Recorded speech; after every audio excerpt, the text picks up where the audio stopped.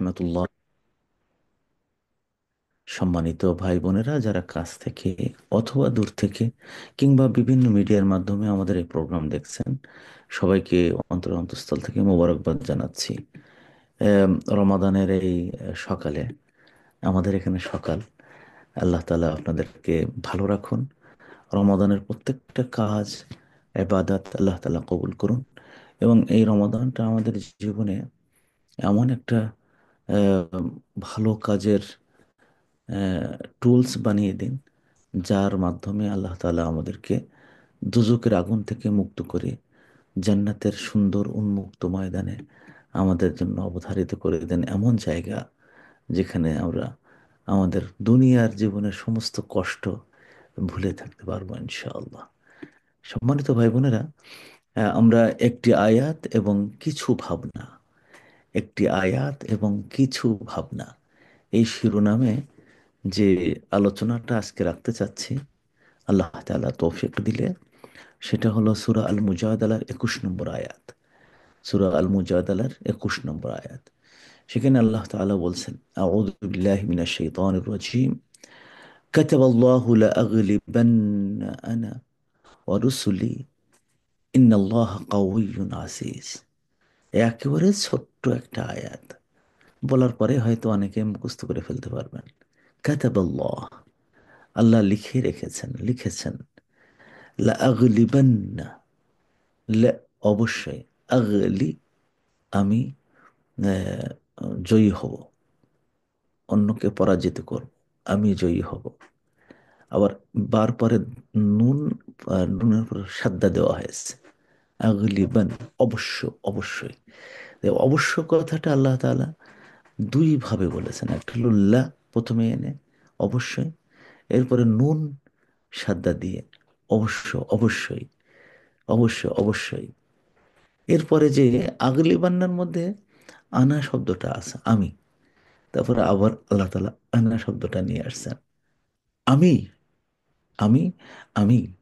এর নিয়ম হলো সাধারণত আহ, আরেকটা সত্তার কথা এখানে উল্লেখ করেছেন।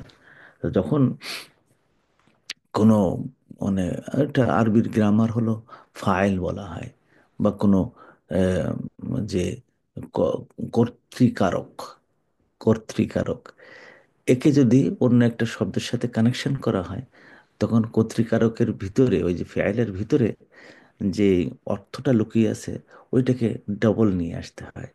এটাকে দমিরুল ফসল বলা হয়। এটা বলে দমিরুল, দমির মুত্তাসিলের সাথে যদি কোনো আতফ আনতে হয়, তাহলে দমিরুল ফসল আনতে হয়। এইটা হলো নিয়ম। কেন? কারণ হলো যে আগলিবান না, তখনটা একটা এমন ফেল হয়ে যায় যে ফেল ডবল ভাবে তাকে এবং আরেকজনকে এখানে সামিল করে। কাকে কাকে? এক হলেন আল্লাহ তাআলাকে, তিনি নিজে সামিল করলেন। লা আগলিবান না আনা, আমি নিজেই বিজয়ী হবই হব, এটা আমি লিখে রাখছি। ও রসুলি, এবং আমার রসুলগণ, আদম আলাইসাল্লাম থেকে শুরু করে নিয়ে ঈসা মুহাম্মদ সাল্লাল্লাহু আলাইহি সাল্লাম পর্যন্ত সমস্ত রসুলের মধ্যে আসে। তো এখানে আহ, শিক্ষাটা হলো, জায়গাটা হলো, আলোচনা সেটা হলো আল্লাহ এবং তোর রসুলগণ বিজয়ী হবেনি, বিজয়ী হবেনি। ইন্নাল্লাহা কাউইয়ুন আজিজ। এবং এখানে আল্লাহ তাআলা মানে চারটা গুণের কথা এখানে নিয়ে আসছেন। একটা হলো গালিব, তিনি বিজয়ী হবেনি, তিনি বিজয়ী। দ্বিতীয়ত, এবং সেটা করতে যেয়ে তিনি অবশ্য, অবশ্য দুটো শব্দ ব্যবহার করেছেন। এরপরে আবার বলতেছেন ইন্নাল্লাহা, নিশ্চয় আল্লাহ তাআলা। তো এই তিনটি তাকিদ দিলে মানে আরো জোর হয়েছে। তিনটি গুণ কি কি? আল্লাহ, আল্লাহ, গালিব, বিজয়ী, কাউই, শক্তিশালী, আজিজ, পরাক্রমশালী, যার উপরে কেউ কোনো কর্তৃত্ব আনতে পারে না। আল্লাহ তাআলা চারটা গুণ, চার নাম সহ চারটা গুণ এখানে বর্ণনা করা হয়েছে একটা কথা বোঝানোর জন্য। কি সেটা? যে বিজয় আল্লাহ তাআলারই, বিজয় আল্লাহ তাআলারই, এবং বিজয় তার দেওয়া রসুলগণেরই এই দুনিয়ায় হয়। সুবহানাল্লাহ। এই কথাটার আগে একটা কথা আছে, কেন এই কথাটা বলা লাগলো? আল্লাহ তাআলা কারণ হিসেবে বলছেন। এর কারণটা এর আগের একটা কথা একটু মানে মনে না রাখলে এই কারণটা বোঝা যাবে না। সেখানে আল্লাহ বলেছেন, ইন্নাল্লাযীনা ইউহাদ্দুনাল্লাহ ওয়া রাসূলাহু, আমাদের নবী মুহাম্মদ সাল্লাল্লাহু আলাইহি সাল্লাম সম্পর্কে বলা হচ্ছে যে যারা আল্লাহর সাথে বিদ্রোহ করে আর রসুলের সাথে বিদ্রোহ করে, উলাইকা ফিল আযাল্লিন, তারা সবাই একদম নিকৃষ্টদের মধ্যে থাকবে। কারণটা কি? কারণ হলো এটা যে এটা মানে লেখা হয়েছে। তো প্রথমে আমরা আসি যে লেখা হয়েছে, কোথায় লেখা হয়েছে? লেখা হয়েছে, এটা এর অর্থ দুটো। একটা হলো যে লাউহে মাহফুজে, যেখানে আল্লাহ তাআলা কাদর লেখেন, ভাগ্য লেখেন, কোরআনও লেখা আছে সেখানে, সেখানে লিখে রেখেছেন। তো কোরআনের সাথে আমরা বুঝতে পারি যে কোরআনের সাথে কিছু কিছু লেখা আছে আল্লাহর জলজলে লেখা, একদম যে কোনো লোক দেখলেই বুঝতে পারবে এটা হাইলাইট করা। তার মধ্যেই একটা কোরআন তো আল্লাহ তাআলা আরশের লাউহে মাহফুজের গায়ে লিখে রেখেছেন, কিন্তু এটা আবার লেখার পর বলার দরকার কি? বলা হলো এটা হাইলাইটেড করা, এটা জোর দিয়ে লেখা। অথবা কেউ কেউ বলেছেন এর অর্থ হলো কাদা। কাদা, আল্লাহ ফয়সালা করে রাখছেন। কুতিবা আলাইকুম সিয়াম, ফরিদা আলাইকুম সিয়াম, মানে এটা ফয়সালা করা, নির্ধারিত করে রাখা। তো এমন যে আল্লাহ নির্ধারিত করেছেন, ফয়সালা করে রাখছেন যে তিনি অবশ্যই অবশ্যই বিজয়ী হবেন। এখন কাতাবাল্লাহু বলছেন, আল্লাহ লিখে রেখেছেন। আবার শেষে বলছেন আল্লাহ, ডবল আল্লাহ ব্যবহার করেছেন এই সূরাতে। চিন্তা করে দেখেন। তো প্রথমে মনে বলছেন এটা মানে থার্ড পার্সনের এতে, যে আল্লাহ লিখে রেখেছেন আমি বিজয়ী হব। এর মানেটা কি? আল্লাহ লিখেছেন আমি বিজয়ী হব, তাহলে কে এসে? তিনি আল্লাহ নিজেই। কিন্তু ওইটা হলো ইনভার্টেড কমা, কোটেশন। এই কথাটা লিখে রাখছেন যে লা আগলিবান্না আনা ওয়া রুসুলি, এই কথাটা আল্লাহ লিখে রেখেছেন যে আমি, মানে আল্লাহ নিজে এবং রসুল গণ সবাই মানে বিজয়ী হবেন, এটা লিখে রাখছেন। এই কথাটা সুন্দর।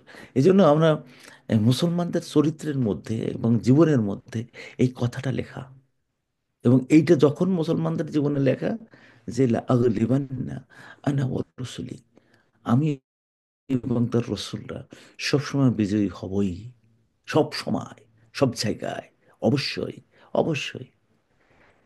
এখন আল্লাহ তাআলা এই এতবার এখানে তাকিদ দিলেন কেন? আরবি ভাষাতে বাক্যের ব্যবহার তিন ধরনের হয়।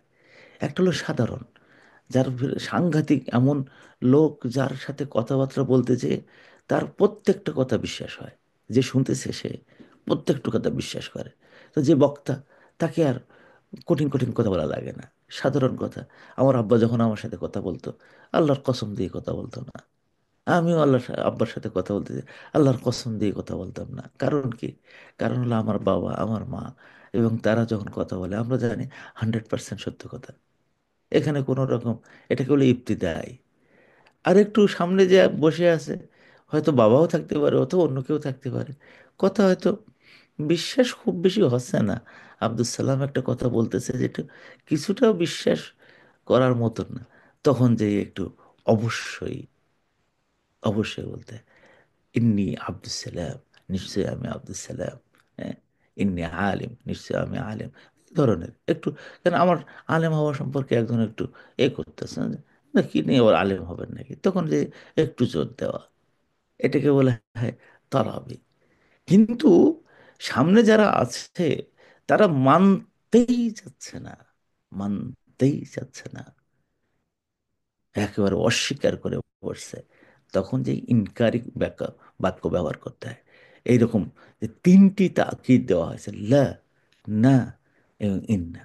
এই তিনটি দিয়ে মানে কাদের সামনে বলা হয়েছে? যারা এটা মানতে চায় না, মানে তাজ্জব ব্যবহার। এক সময় মানে মক্কার, এটা তো মানে মক্কার জীবনে আসা মানে ঘটনা বেশি। আরো ঘটনা হলো মদিনার জীবনে এসে। মদিনায় আল্লাহ রসুল সাল্লাল্লাহু আলাইহি ওয়াসাল্লাম যখন মদিনায় আসলেন, তখন একটা যুদ্ধ হয়, প্রথম যুদ্ধ যেটা, এসে দ্বিতীয় সনে, দ্বিতীয় বছরে, তার নাম হলো বদর যুদ্ধ। তো বদর যুদ্ধের আগ দিয়ে মানে সাহাবা একরামের সাথে, ইহুদিদের সাথে, তারপরে মদিনায় থাকা মুশরিকদের সাথে যে সমস্ত কথাবার্তা হতো, তার মধ্যে একটা ছিল এরকম যে আহ, তোমরা যারা ইসলামের বিরোধিতা করে তাদের পরাজয় হবেই। তো ওরা হাসতো, পরাজয় হবে, পালাই চলে আসছো মক্কার থেকে না, আবার তোমরা বিজয়ী হবার, ওরা পরাজিত হবে, পালাই চলে আসছো, হ্যাঁ, হাসতো। দ্বিতীয় আরেকটা কথা সাহাবায়ে কেরাম বলতেন, যে এই যে রোম দেখেছো, এই যে পারস্য দেখেছো, আমাদের নবী বলেছেন এবং কোরআনের মধ্যে আসছে যে একদিন আমাদের বিজয়ী এদের উপরই বিজয় হবে। তখন কাফেররা, বিশেষ করে মুনাফিকরা জোর করে, ইহুদিরা জোর করে হাসতো, জোর করে হাসতো, হ্যাঁ, হা হা হা করে হেসে উঠতো। পাগলে বলে কি, নিজের থাকার জায়গা নাই, মদিনায় এসে পেটে পাথর বাঁধতে হচ্ছে খাওয়ার অভাবে, কারণ থাকার মতন একটা জায়গা করতে পারে না, আবার তারা বলে রোম এবং পারস্য জয় করবে। যদি এখন ধরুন কথার কথা, আমাদের বাংলাদেশের লোকেরা যদি বলে আমরা এখন ব্রিটেন এবং আমেরিকা জয় করে ওই দেশ আমরা দখল করব, তো মানে হয় এই যে লোকটা কথা বলতে চাই তাকে পাগল মনে করা হবে, আর নতুবা মনে করা হয় যে এই হলো এ, মারাত্মক ধরনের মানে অহংকারী, ওর কথা সবাই বাদ দাও। ওই একই অবস্থা হয়েছে। তো তখন যে আল্লাহ তাআলা এই আয়াতটা নাযিল করেছেন, যে মাথা খারাপ হয়েছে নাকি। এবং এই আয়াত এবং তার পরবর্তী আয়াত 22 নম্বর আয়াত, এইটা মানে আল্লাহ তাআলা এই যে বিজয় আনতে গেলে কিছু ফেনোমেনন দরকার হয়। সেটা হলো যে উম, মানে আগলিবান্না, নিশ্চয় আমি বিজয়ী হব। দ্বিতীয় হলো রুসুলি, আমার যারা রসুল আছেন, তো এই আল্লাহ এবং তার রসুলরা বিজয়ী হবেন, এটা এটা লেখা। তো এখন এই বিজয়ী হতে যে, এখন যদি কেউ মনে করে সব বিজয়ের অর্থ হলো রাষ্ট্র দখল করেছে, তো সেই দৃষ্টিতে হয়তো দেখা যাবে কোনো রসুল হয়তো রাষ্ট্র দখল করতে পারেনি। যেমন এই ইব্রাহিম আলাইসাল্লাম, তিনি একটা রাষ্ট্র তৈরি করে যেতে পারেননি, কিন্তু তিনি কিন্তু বিজয়ী হয়েছিলেন। কার বিরুদ্ধে বিজয়ী? নমরুদের বিরুদ্ধে বিজয়ী। এবং তাকে একেবারে মশা দিয়ে শেষ করে দেওয়া হলো। মুসা আলাইসাল্লাম তার জীবনে উনি ইসলামিক রাষ্ট্র, একেবারে পুরো একটা ইসলামিক রাষ্ট্র হাতে পাবেন, সেটার নাম ছিল প্যালেস্টাইন, কিন্তু উনি ওনার জীবদ্দশায় করে যেতে পারেননি। কিন্তু তিনি কি বিজয়ী ছিলেন? অবশ্যই। কোন দিক দিয়ে? ফেরাউনকে মেরে চুরমার করে, এবং ফেরাউনের বাহিনী ছিল 10 লাখের মতন, 10 লাখের মতন তার সেনাবাহিনী, সবাইকে একসাথে মানে লোহিত সাগরে একদম ডুবাই মেরে শেষ করে দিছে, একেবারে শেষ করে। কেউ বলে নীল নদে, কিন্তু মানে ঐতিহাসিকরা বলে যে লোহিত সাগরে। যাই হোক, মেরে একেবারে মিসমার করে দিছে। যদি কেউ বলে উম, খুব ভালো কথা বুঝলাম, তো জাকারিয়া আলাইসাল্লাম কি জয়লাভ করেছেন? তো বলবো যে হ্যাঁ, তিনি জয়ী হয়েছেন। কোথায়, কিভাবে জয়ী হয়েছেন? জাকারিয়া আলাইসাল্লাম, ইয়াহিয়া আলাইসাল্লামের মানে যে হত্যা করা হলো, এতেই তারা মানসিকভাবে এত পর্যুদস্ত হয় যে তখন তারা মানে মারাত্মকভাবে ক্ষতিগ্রস্ত হয়, যে তাদেরকে আল্লাহ তাআলা শাস্তি দেওয়ার সিদ্ধান্ত গ্রহণ করেন। এরপরে ঈসা আলাহিসাল্লাম আসে, ঈসা আলাহিসাল্লামকেও তারা মেরে ফেলার ষড়যন্ত্র করে, তখন ঈসা আলাহিসাল্লামকে আল্লাহ জীবিত উঠে নিয়ে গেছেন। এরপরে ওখানে এমন এক শক্তি আল্লাহ তাআলা পাঠান, পারস্য থেকে আসা বুখত নসর, একেবারে মিসমার করে দেয়, একদম মিসমার করে দেয়, এলাকা একেবারে সব শেষ করে দেয়। এবং ধীরে ধীরে ধীরে ধীরে ধীরে ধীরে ঈসা আলাইসাল্লামের ধর্ম এমন বিকশিত হতে থাকে। শুধু ওখানে না, তো এখানে দেখা যাচ্ছে যে আল্লাহ আগলেবান না আনা, আল্লাহ তাআলার ব্যাপারে তো তিনি বিজয়ী হবেন সব জায়গায়, এটা তো বলে দেওয়া। মানে ইমানদের বহির্ভূত যারা আছেন, কুফরি যারা করে, মুশরিক হোক, কুফরি হোক, নাস্তিক হোক, তাদের উপরে আল্লাহ তাআলা বিজয়ী হবেন, এটা নিশ্চিত। এবং কাদের মাধ্যমে এই বিজয়টা আনা হবে? রসুলি। তো এই রসুলের বিজয়টা এমন নয় যে রসুল তার জীবদ্দশায় বিজয়টা নিয়ে আসবে, এমন হতে পারে তিনি চলে যাওয়ার পরে আরো এই বিজয় আরো মারাত্মক আকার ধারণ করবে। এইটা হলো ঐতিহাসিক বাস্তবতা, যে বিজয় আসেই, এবং এটা কেউ কেউ সরাতে পারে না। তো রসুল এবং তার পরে বিজয় আনতে গেলে রসুলরা যে লোক তৈরি করে, সেই লোকদের একটা চরিত্র এই আগের আয়াতে এবং পরের আয়াতে বলছেন। আল্লাহ তাআলা বলেছেন যে ইন্নাল্লাযীনা ইউহাদ্দুনা আল্লাহ ওয়া রাসূলাহু, আল্লাহ তাআলা কাদের বিরুদ্ধে খড়গহস্ত হন, কাদের বিরুদ্ধে শেষ করে দেওয়ার বাসনা করেন? যারা আল্লাহ এবং তার রসুলের বিরুদ্ধে শত্রুতা করে। যদি কেউ না মানে, কোনো একটা আমল করতে পারলো না, তার যখন জিজ্ঞাসা করা হলো যে তুমি আমলটা করলে না কেন, তা আমার ভুল হয়ে গেছে ভাই, আমার ভুল হয়ে গেছে, তখন আল্লাহ তাকে ক্ষমা মানে এ, ধ্বংস করেন না। তারা যদি ক্ষমা চায়, আল্লাহর কাছে ক্ষমা করে দেন। চিন্তা করে দেখেন, আল্লাহ তাকে ধ্বংস করেন না। ধ্বংস করেন যখন চ্যালেঞ্জে যায়, আমি পড়বো না, দেখি কি করবো, আমি সুদ খাবো, দেখি তুমি কি করবো, আমি রাষ্ট্র চালাবো আল্লাহর বিরুদ্ধে, দেখি তোমরা কি করবো। এই যখন মানে এতে চলে যায়, এটা প্রথম আয়াতে ইন্নাল্লাযীনা ইউহাদ্দুনা আল্লাহ, যাদের মধ্যে এরকম অবস্থা আসবে যে তারা আল্লাহর সাথে বিদ্রোহ ঘোষণা করে দিয়েছে, মানি না তো মানি না, এবং আল্লাহর বিরোধিতায় সমস্ত লোককে উত্তেজিত করব, তখন আল্লাহ তাআলা বলেন তাই, তাহলে বোঝো তোমাকে কিন্তু শেষ হওয়ার সময় এসে গেছে। এই হলো প্রথম জায়গাটা, যে যদি কেউ এরকম করে ফেলে যে আমি মানব না, আমি আমার জীবনে, আমার গ্রামে, আমার তারপরে আরো সারা বিশ্বে বিভিন্ন জায়গায় আল্লাহ তাআলা আমাকে নিয়েছেন, যাদের মধ্যে এই চরিত্রটা দেখেছি। কেউ অনেকে আছে মুসলমান, আমল করতে পারে না, ঠিকই আছে। আবার যদি তাদেরকে আল্লাহ তাআলা খুব বড় ধরনের শাস্তি দিয়েছে, এরকম হয়নি, মরে গেছে আমার চোখের সামনে, কিন্তু নামাজ কালাম ঠিক মতো পড়েনি, তাও আল্লাহ তাআলা তাকে অপমানিত নির্জা একবার শেষ করে দেননি। কিন্তু যে প্রকাশ্যে পাপাচার করতো এবং ঘোষণা দিত, ঘোষণা দিত, করলাম পাপ, দেখি কি করে, আল্লাহ তাআলা তাকে অপমানিত, নির্যাতিত, একেবারে সবাই পায়ের নিচে করে দুনিয়ার থেকে উঠিয়ে নিয়েছেন। আল্লাহ আকবার। আমি একজনকে জানি, যিনি হজ করবেন না, এক মৌলানা, আমার চাচা হয় সম্পর্কে, আবার আমার উস্তাদ।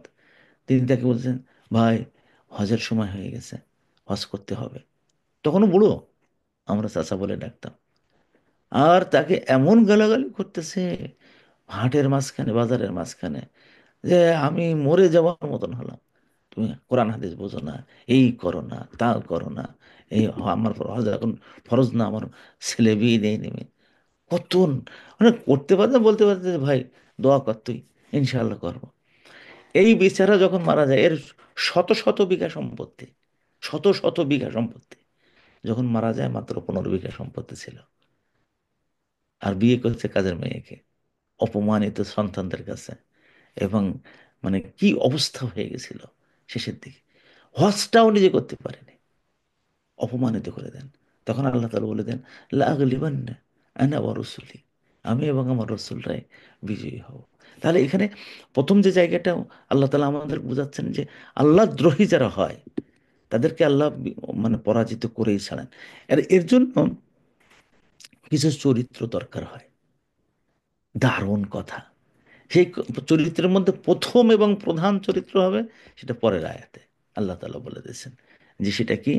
আল্লাহ তাআলা বলেছেন, এই দেখো, লা তাজিদু কওমান, লা তাজিদু কওমান, যারা এমন কোন জাতি তুমি পাবে না, ইউমিনুনা বিল্লাহি ওয়াল ইয়াউমিল আখির, যারা আল্লাহর প্রতি এবং আখের প্রতি ঈমান আনছে, ইউয়াদ্দুনা মান হাদ্দাল্লাহ, তারা, যারা আল্লাহ দ্রোহী, আল্লাহর সাথে বিদ্রোহ করে দেয়, তাদের সাথে ভালোবাসা করে, এই রকম কোন ইমানদারকে পাওয়া না।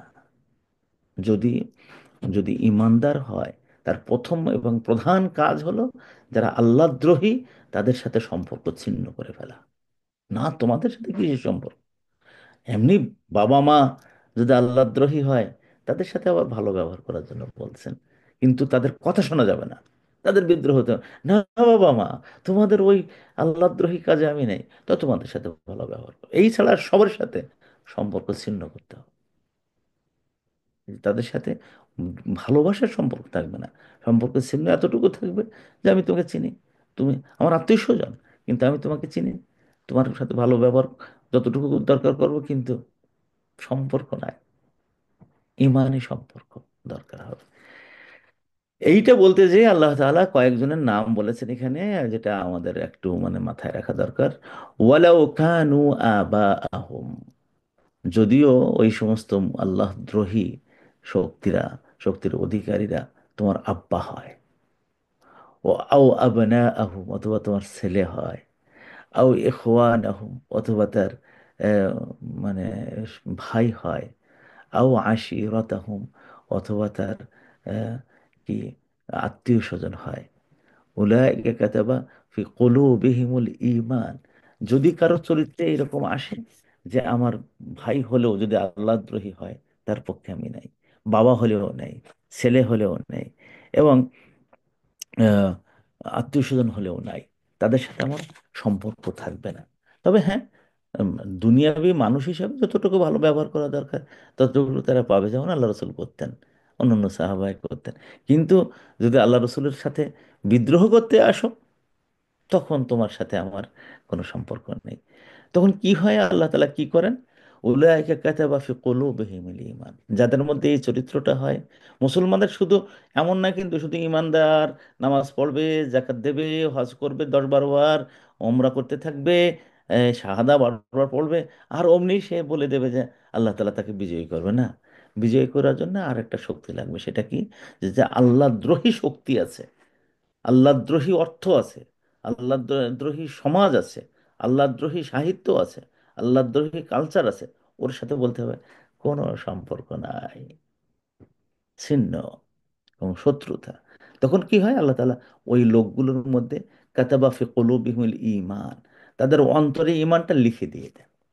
তাজ্জব ব্যাপার, ইমান আসে যায়, আসে যায়, কিন্তু লিখে দেবে তো একেবারে পাথরের মতন ওখানে, আর ইমান সরবে না। কাদের?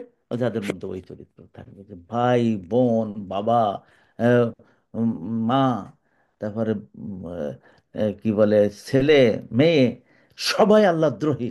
আর আমি তাদের সাথে আমি দাঁড়াই গেলাম যে না, তোরা যদি আল্লাহ দ্রোহী হোস, আমি তোদের সাথে সম্পর্ক নাই। এই করলে আল্লাহ তাআলা বলেন তাদের অন্তরে ঈমানটা লিখে রাখেন। ওয়া আইয়াদাহুম বিরূহিম মিনহু, এবং আল্লাহর পক্ষ থেকে জিব্রিল দিয়ে তাদেরকে সাহায্য করবেন, জিব্রিল আমিন দিয়ে তাদের সাহায্য করবেন। ওয়াইদখিলুহুম জান্নাতিন তাজরি মিন তাহতিহাল আনহারু খালিদিনা ফিহা, এবং আল্লাহ তাআলা তাদেরকে জান্নাতে দেবেন, এবং সেখানে চিরস্থায়ী তারা থাকবে, তার নিচ দিয়ে নহর প্রবাহিত হবে। রাদিয়াল্লাহু আনহুম ওয়া রাদু আনহু, তাদের চরিত্র হলো, তাদের অবস্থা হলো এই যে তারা আল্লাহর প্রতি খুশি এবং আল্লাহ তাদের প্রতি খুশি। উলাইকা হিজবুল্লাহ, ওরে হলো আল্লাহর দল। আলা ইন্না হিজবুল্লাহ হুমুল মুফলিহুন, আর হিজবুল্লাহ, আল্লাহর দলেরা সবসময় তারা সফল কাম হবে। অন্য জায়গায় বলছেন হিজবুল্লাহ হুমুল গালিবুন, তারা গালিব হবেই। তাহলে মনে রাখতে হবে যে ইসলাম আর মানে মুসলমানদের জন্য অন্যান্য শক্তির উপরে জয়লাভ করতে গেলে যে ফিনোমেনন, যে অতিরিক্ত গুণটা, এডিশনাল গুণটা লাগবে, সেটা হলো ওই, যতদিন পর্যন্ত কুফুরির সাথে আপনি মানে মানে হাতে হাতে, গলায় গলায় খাবেন, আর ওরা যা করবে আপনার সন্তানরা তা করবে, এ, ততদিন আপনারা বিজয় আশা করেন না। হক থাকতে পারবেন, বেঁচে থাকতে পারবেন, কিন্তু আন্ডারে থাকতে হবে, আপনি পরাজিত শক্তি হয়ে। আজকে মুসলমান বিশ্ব 42টা দেশ, এই দেশগুলো কে কার এমন বুকের পাটা আছে যে বলবে আমি বিজয়ী হয়ে থাকতে চাই, এবং আল্লাহর আল্লাহদ্রোহীদেরকে আমি পরাজিত করেই ছাড়বো। দুই একটা দেশের কিছু কিছু আছে, তাদেরকে আল্লাহ তাআলা আবার ওই বিজয়ী করে রাখছে, থাকবে। কিন্তু অধিকাংশ আমরা হয়ে গেছে এর চরিত্রের বাইরে। এখন যদি মানে মানে উদাহরণ নেন যে এটা কি সম্ভব, হ্যাঁ এটা সম্ভব। একদিন আব্দুল্লাহ ইবনে উবাই এর ছেলের নাম ছিল আব্দুল্লাহ, বাবা, মুনাফিকদের সর্দার, তার ছেলে, তার নাম ছিল আব্দুল্লাহ, আর তার ছেলের নামও ছিল আব্দুল্লাহ। আব্দুল্লাহ একেবারে মনে প্রাণে সাহাবী ছিলেন, আর আব্দুল্লাহ ইবনে উবাই সাহাবী ছিলেন, কিন্তু মুনাফিক সাহাবী, মানে সাহাবী বলা যায় না, তা মুনাফিক ছিলেন, মনের দিক দিয়ে কুফুর, আর এমনি তলে তলে কাফের, আর ওপরে ওপরে মুসলমান। তো এই ছেলে একদিন এসে আল্লাহ রসুলকে বললেন, আল্লাহ, আল্লাহ রসুল পানি পান করতেছিলেন, তো ইয়া রসুল আল্লাহ, তো কি, তো পানিটা রাখবেন, তা পানিটা মুখে দিলাম, যে কি, তা আপনি যে পানিটা খাচ্ছেন ওর কিছু অংশ রেখে দেবেন? তো কেন, কি করবা? তাহলে ওই কিছু অংশ পানি আপনার মুখের থেকে, মুখের মুখে ছোঁয়া লেগেছে এমন পানি আমি বাসায় নিয়ে যাব, নিয়ে আমার আব্বারে খাওয়াবো, দেখি ওর অন্তরটা আল্লাহ ধুই দেয় কিনা। আল্লাহ রসুল হাসলেন। তারপর কিছু পানি পাত্রে রেখে বলে, না, পানিটা নিয়ে যাও। নিয়ে আপনার বাবার কাছে বলতেছে, আব্বা দেখি, তা আপনি এই পানিটা খান। তা কি পানি ওটা? তা আল্লাহ রসুল কিছু পানি খেয়ে তারপর কিছু পানির অবশিষ্ট ছিল সেটা নিয়ে আসছে, আপনি খান, আপনার অন্তরটা আল্লাহ ভালো করে দিতে পারে। তখন বেচারা এত রাগে রাখছে, বলছে, তোর মায়ের পেশাব নিয়ে আয়, তোর মায়ের পেশাব নিয়ে একটা পাত্র করে সেটা আমি খাবো, এর চেয়ে পবিত্র সেটা। তখন ছেলে হাউমাউ করে কেঁদে ফেলছে, ও আল্লাহ গো, এ কথা কি শোনালেন এটা? আমার রসুলের মুখের পানির চেয়ে আমার মায়ের পেশাব, সেটা আপনার কাছে বেশি পবিত্র? এ কি অবস্থা! এরপরে ওখান থেকে ছটফট করতে করতে কাঁদতে কাঁদতে চলে আসছে। এসে বললেন যে, ইয়া রসুল আল্লাহ, হাতের এই ছুরিটা, তরবারি দেখে যে তরবারিটা খুলে ফেলছে, শুধু একটু অনুমতি দেন, আমার আব্বার ঘাড় কেটে নিয়ে তারপর আপনার কাছে আর। তো কেন, কি হয়েছে? তাহলে এই ঘটনা ঘটছে। তাহলে না না না না, তার সাথে ভালো ব্যবহার করো, তার সাথে ভালো, যাও যাও, মারবা কেন? তার সাথে ভালো ব্যবহার করো। এই যে ছেলের মানসিকতা, এইরকম মানসিকতা আহ, হওয়ার মতন ছেলে যদি দুনিয়ায় হয়, তাদের দিয়ে বিজয় আসে। বদর যুদ্ধ হচ্ছে, বদর যুদ্ধে মানে ওখানে দেখা গেল আবু উবাইদা ইবনুল জার্রাহ, উনি যুদ্ধ করতেছেন না, তার বাবা জার্রাহ তরবারি নিয়ে তাকে বারবার মারার জন্য আসতেছে, এবং আল্লাহ রসুলের দিকে কুদি কুদি যাচ্ছে যে আল্লাহ রসুলকে মারবে। বহুবার চেষ্টা করছে যে বাবাকে কোনো রকমে নিবৃত্ত করতে।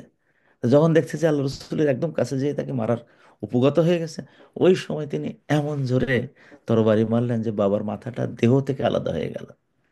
যুদ্ধ হয়ে গেল। যুদ্ধ হয়ে গেলে উনি সমান কান্নাকাটা করতেছেন, বলতেছেন, ইয়া রসুল আল্লাহ, কি করলাম আমি? তো কি করছো?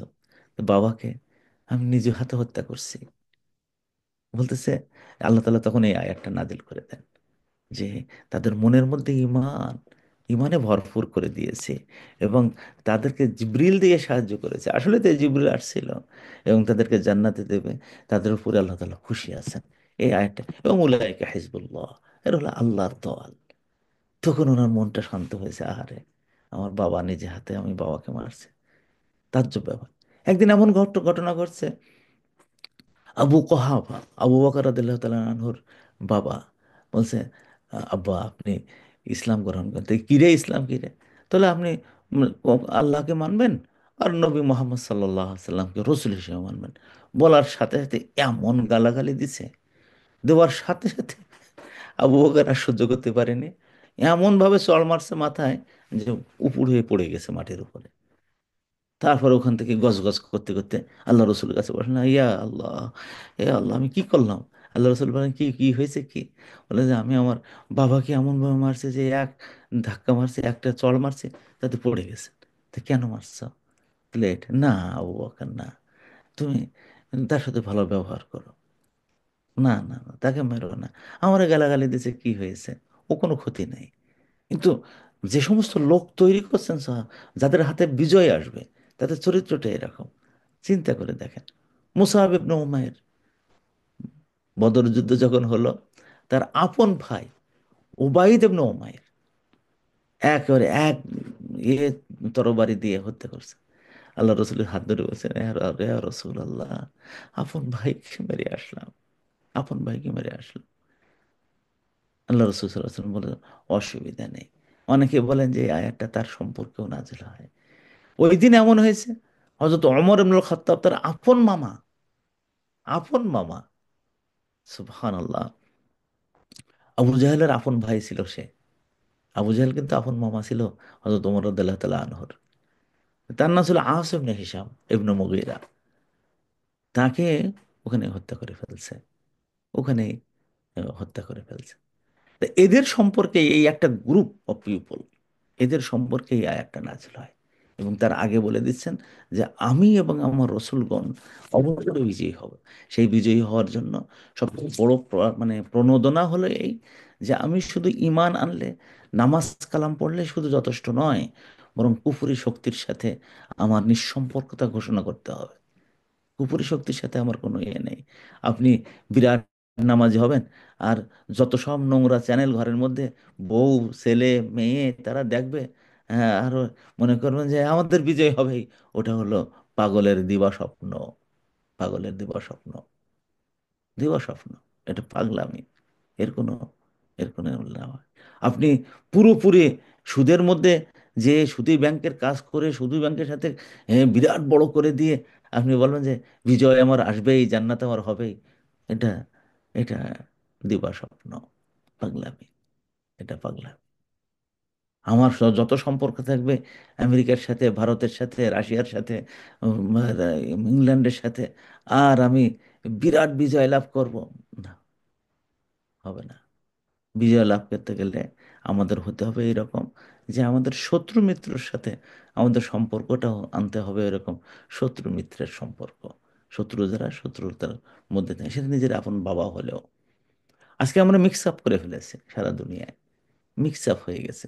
এই জন্য মুসলমানদের খুব, এই যে আয়াতটা শুনলে এখন মনে হয়, তাই নাকি আল্লাহ নিজে বিজয়ী হবেন আর রসুলটা বিজয়ী হবে, এটা সত্যি নাকি?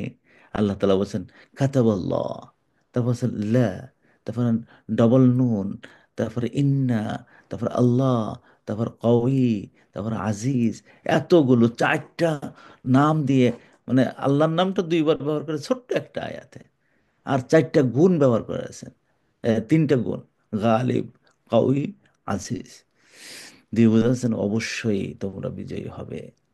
এটা আল্লাহ তাআলা সূরা আল ইমরানে এইভাবে বলেছেন, ওয়ালা তাহিনু, তোমরা মন খারাপ করো না, ওয়ালা তাহজানু, বিষণ্ণ হয়ে যেও না, ও আনতুমুল আলাউনা, তোমরা অবশ্যই বিজয়ী হবে, ইন কুনতুম মুমিনিন, যদি তোমরা মুমিন এবং মুমিনের ইমানদারের ব্যাপারে যদি সত্যবাদী হও, এই ক্রাইটেরিয়া আনতে পারো। সূরা মুজাদালার এই শেষের এই তিনটি আয়াত আমাদেরকে সেই পথটাই বলে দেয়। আল্লাহ তাআলা, আমরা যেন সবাই এই সিদ্ধান্ত নিয়ে থাকি যে কুফরি শক্তির সাথে, কুফরির চরিত্রের সাথে আমার সম্পর্ক থাকবে না, আমার ঘরে হবে না, আমার বাইরে হবে না। আমার সম্পর্ক থাকবে দিন, দিনী ভাইদের সাথে, দিনের সাথে, দিনী ভাইদের সাথে, দিনী বোনদের সাথে। আমরা এক মোর্চা গড়ে তুলব, তখন পৃথিবী আবাদ হবে এবং এদের হাতে এই শক্তি নিয়ে আসবে। আল্লাহ তালা আমাদেরকে এই আয়াতের এই জিনিসটা বোঝার তৌফিক দান করুন এবং এই অনুযায়ী আমল করার তৌফিক দান করুন ইনশাআল্লাহ। আপনারা তো জানেন আজকে আমাদের প্রশ্ন উত্তরও থাকবে, এই জন্য এখন আমি ইউটিউব থেকে বেরিয়ে আসতেছে, তবে প্রশ্ন উত্তর এখানে থাকতেছে ইনশাআল্লাহ। এর আগে কিউএনএস এর জন্য আমরা আপনাদের কাছে দোয়া চাই। এবার অনেকগুলো নতুন নতুন কোর্স আসতেছে, কিন্তু ভালো ভালো কোর্স আসতেছে।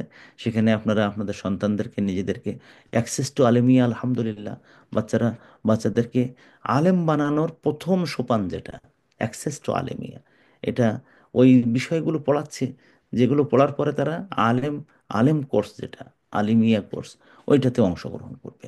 এবং এই আলিমিয়া কোর্সটা ইনশাআল্লাহ আমরা চেষ্টা করতেছি মে মাস থেকেই ইনশাআল্লাহ নিয়ে আসতে। প্রস্তুত হয়ে যান।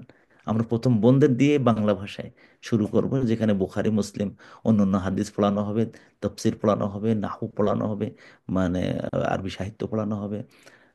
এই সমস্ত অনেক অনেক সাবজেক্ট থাকবে, যেন প্রস্তুতি গ্রহণ করুন ইনশাআল্লাহ। আপনারা দোয়া করবেন।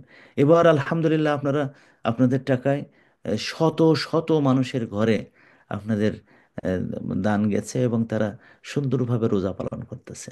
দুই একজন তো কান্নাকাটাই করে দিয়েছেন যে এবার রোজা কিভাবে করব বুঝতে পারতেছিলাম না।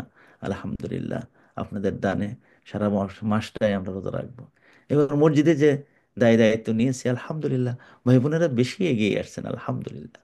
আপনারা আরও এগিয়ে আসবেন। 27 তারিখের রাত্রে আমরা এই পাঠটা শেষ করতে চাই, যাতে করে আমরা মনে করতে পারি যে এবারও যেন আমরা 3টি মসজিদ করার মতন ক্ষমতা আমাদের হয়। একটা মসজিদ করার দায়িত্ব নিয়েছে, কিন্তু আল্লাহ একটা মসজিদ হওয়ার কাছাকাছি চলে আসছে। আরও দুটো মসজিদ যদি আল্লাহ তালা দেয়, হয়ে যেতে পারে। ওটা আমরা তো কিছু জানি না, আমরা নিয়াত করেছি, আল্লাহ তালা আরশ থেকে ওইটা করে দেবেন। গতবার আমরা একটা নিয়াত করছিলাম, দুটো করে দিয়েছেন, এবং একটা মসজিদ হয়েছে এলাকার সবচেয়ে বড় মসজিদ এবং সুন্দর। এটা আমরাও করতে পারবো চিন্তা করিনি, কিন্তু আল্লাহর এক বান্দা, কিউএনএস একাডেমির একজন খুব মানে শুভাকাঙ্ক্ষী মানুষ, ডক্টর জিয়াউর রহমান ভাই, আলহামদুলিল্লাহ, মানে 50 লাখ টাকা ব্যয়ের মসজিদটা উনি একা করে দিয়েছেন, ওনার এক বন্ধুর সাথে করে নিয়ে। আলহামদুলিল্লাহ, আলহামদুলিল্লাহ। আমরা জানি না তো, বুঝি না যে কিভাবে হবে। মসজিদ ব্যবহার করার ব্যাপারটা হলো ওই রকমই। আল্লাহ যার অন্তরটা এরকম ঘুরে দেয় আস্তে করে, তার টাকায় মসজিদ হয়।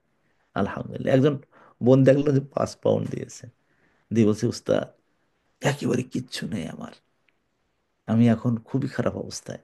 আমি বলছি, বোন কিচ্ছু নেই বলবেন না, আপনার এই 5 পাউন্ড 5,000 পাউন্ডের চেয়ে দাম বেশি।